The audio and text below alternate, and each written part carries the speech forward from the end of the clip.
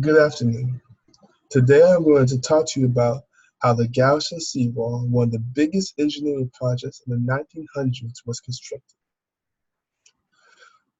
Before any building could take place, an infrastructure was needed to transport the heavy machinery and raw materials. Four railroads were placed alongside the construction site, and these railroads carried about 2,000 loads of raw materials. The machinery needed for the build were cement mixers, mechanical arms, steam pile drivers, and a steam powered crane.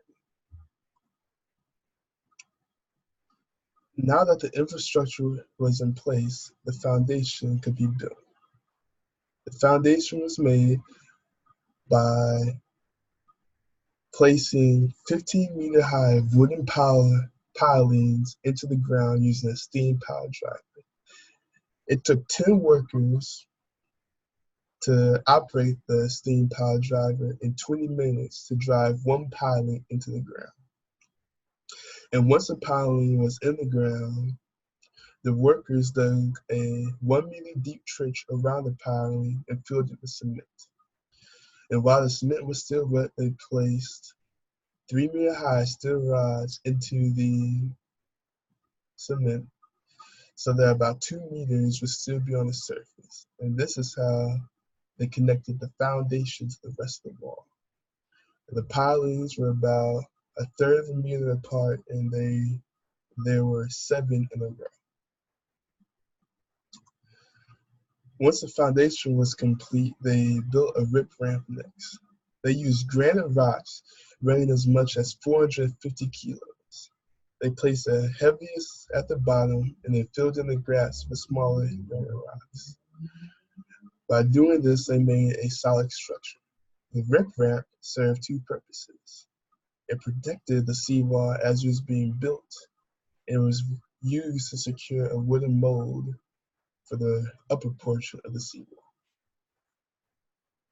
Now, for the upper wall, for the upper wall's inward concave and semicircle to design a wooden wall mold would be necessary. They secured it to the rip ramp using wooden beams. And once the wooden molds were in place, they filled it in concrete in segments of about 18 meters long.